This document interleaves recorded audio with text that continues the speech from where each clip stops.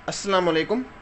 आज मेरा फोकस होगा एक्टोपिक पेसमेकर्स पर, क्योंकि आज हम बात करने जा रहे हैं excitation of heart heart part 3 की, जिसमें हम बात करेंगे एक्टोपिक पेसमेकर्स के बारे में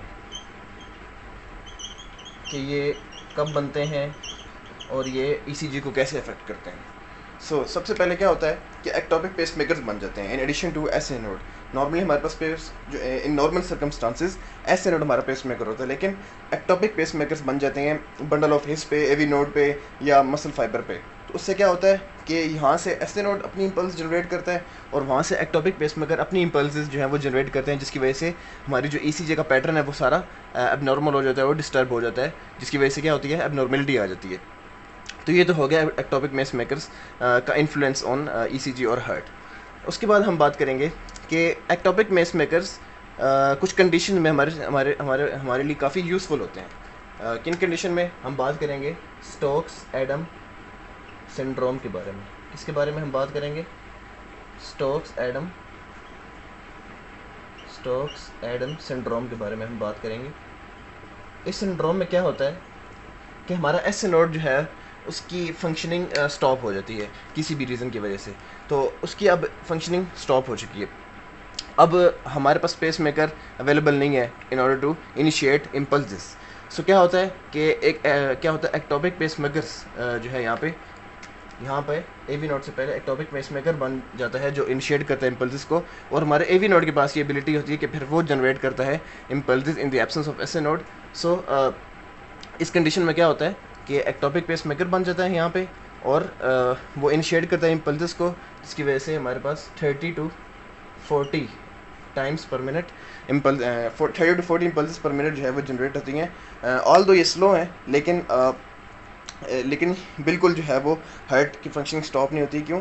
क्योंकि एक्टोपिक पेसमेकर यहाँ पे इनिशिएट करता है इम्पल्स को, और एवी नोड जो है उसको फर्दर आगे कंटिन्यू करता है, और 30 to 40 इम्पल्स पर मिनट जो है वो जनरेट हो रही होती हैं, और हार्ट की फंक्शनिंग जो है वो सस्टेन रहती है इस वजह से। सो ये एक्टोपिक पेसमेकर का जो हम कह सकते हैं कि एक फंक्शन है। उसके बाद हम बात करेंगे role of Purkinje fibres in causing the synchronized ventricular contraction. Role of Purkinje fibers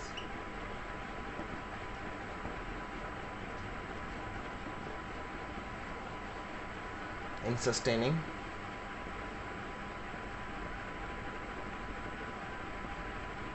synchronized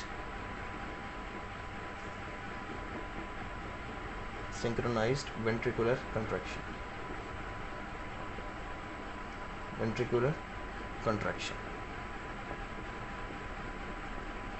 अब हमें पता है कि परकिंजे फाइबर्स जो इम्पल्स कंडक्ट करते हैं from endocardium to myocardium and then epicardium काफ़ी तेज़ करते हैं। उसकी रीज़न मैंने आपको बताई थी कि उनके पास गैप जंक्शन ज़्यादा होते हैं, उनका रेस्टिंग मेम्ब्रेन पोटेंशियल जो है वो नेगेटिव होता है, और उनका जो मसल फाइबर है वो क्या होते हैं, वो लार्ज होते हैं। इसी वजह से जो हमारे पास परकिंजे फाइबर्स है वो इम्पल्स कंडक्शन उनकी वो क्या करते हैं, वो तेज़ करते हैं, क्या, इम्पल्स कंडक्शन। सो ये तीन बातें भी हमने कर ली हैं। चौथी बड़ी इंपॉर्टेंट बात है जो है पैरासिम्पैथेटिक और सिंपैथेटिक इनर्वेशन के हवाले से। पैरासिम्पैथेटिक इनर्वेशन जो है, टॉकिंग अबाउट पैरासिम्पैथेटिक इनर्वेशन। अब पैरासिम्पैथेटिक इनर्वेशन हमें पता है किस नर्व से होती है, वैगस नर्व। ये आप सबसे पहले आपने ये वाली बात याद रखनी है कि पैरासिम्पैथेटिक इनर्वेशन वैगस नर्व जो है वो करता है। अब डिटेल में जाने से पहले आपको दो टर्म्स यहाँ पे हम लिखेंगे, कंडक्शन एंड कॉन्ट्रैक्शन।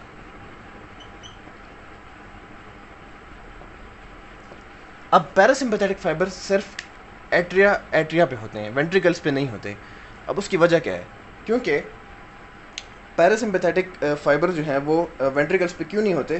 क्योंकि अगर पैरासिम्पैथेटिक फाइबर्स जो है वो वेंट्रिकल्स पे होंगे तो वो कंट्रैक्शन पे अफेक्ट करेंगे, इसलिए पैरासिम्पैथेटिक फाइबर सिर्फ एट्रिया पे होते हैं।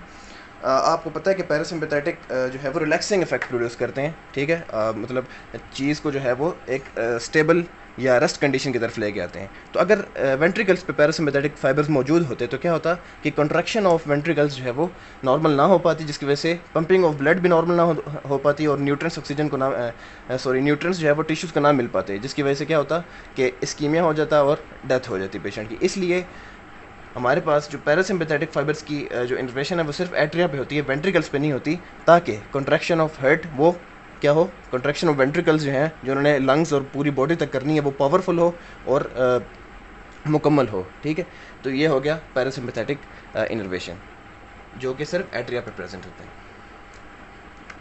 अब हम बात करेंगे सिंपैथेटिक इनर्वेशन की।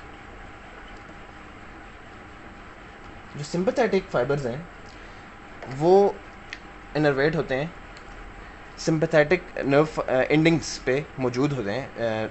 सिंपैथेटिक नर्व एंडिंग्स से क्या होता है, nor epinephrine. Sympathetic nerve ending से क्या रिलीज़ होता है, न्यूरोट्रांसमीटर रिलीज़ होते हैं, नॉर एपिनेफ्रीन, नॉन एपिनेफ्रीन। ये नॉन एपिनेफ्रीन कहाँ पे जाके अटैच होते हैं, एड्रोनर्जिक रिसेप्टर जो कि हार्ट के मसल पे प्रेजेंट होते हैं वहाँ पे जाके अटैच करते हैं और पैरासिम्पैथेटिक इफेक्ट प्रोड्यूस करते हैं,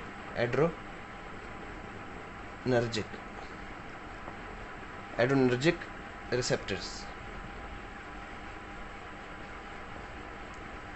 सो एड्रोनर्जिक रिसेप्टर्स जो हैं वो प्रेजेंट होते हैं कहाँ पे, हार्ट मसल पे, और वहाँ पे नॉर एपिनेफ्रीन न्यूरोट्रांसमीटर है वो जाके अटैच होते हैं, जिसकी वजह से सिंपैथेटिक इनर्वेशन जो है वो प्रोड्यूस होती है। अब हम बात करें कि सिंपैथेटिक फाइबर जो है वो कहाँ पे प्रेजेंट होते हैं। सिंपैथेटिक फाइबर एट्रिया पे प्रेजेंट होते हैं और वेंट्रिकल पूरे हार्ट पे प्रेजेंट होते हैं। AV node, bundle of His, पूरी जगह पूरी जो है ना हार्ट की सरफेस प्रेजेंट होते हैं। इसकी वजह ये है क्योंकि फाइट और फ्लाइट के दौरान क्या होता है कि जो फाइट और फ्लाइट के दौरान हमें पता है कि इम्पल्सेस जो हैं वो ज़्यादा तेज़ी से रिलीज़ होती हैं। ठीक है, क्योंकि फ़ाइट और फ्लाइट के दौरान हमारे पास जो बॉडी है वो रेस्ट कंडीशन में नहीं होती और हार्ट बीट जो है वो तेज़ हो जाती है। तो इसलिए कॉन्ट्रैक्शन और कंडक्शन के अमल को तेज़ करने के लिए सिंपैथेटिक इनर्वेशन होती है ड्यूरिंग फाइट और फ्लाइट मोड। तो इसमें हम तो अगर हम थोड़ा सा कंपैरिजन करें इसके अंदर तो हम ये कहेंगे कि पैरासिम्पैथेटिक फाइबर्स का रोल सिर्फ कंडक्शन के अंदर है, कि पैरासिम्पैथेटिक फाइबर सिर्फ कंडक्शन को स्लो करती है, कॉन्ट्रैक्शन जो है वो उस पर पैरासिम्पैथेटिक फाइबर्स का कोई इन्फ्लुएंस नहीं है। लेकिन अगर हम सिम्पैथेटिक फाइबर्स की बात करें तो सिम्पैथेटिक फाइबर्स कंडक्शन में भी रोल प्ले करते हैं और कॉन्ट्रैक्शन में भी। ड्यूरिंग फाइट और फ्लाइट मोड क्या होता है कि ज़्यादा इम्पल्सेस जो है वो जनरेट होती हैं और हार्ट जो है वो ज़्यादा एक्साइट हो जाता है ड्यूरिंग, और हार्ट बीट जो है वो ज़्यादा तेज़ हो जाती है फाइट और फ्लाइट मोड के दौरान। सो ये मैंने आपको जो है आज एक्साइटेशन ऑफ हार्ट के बारे में बताया, तीसरा पार्ट, और ये यहाँ पे चैप्टर मुकम्मल होता है, चैप्टर 10 ऑफ गाइटन, और आपको समझ आई होगी। Thank you.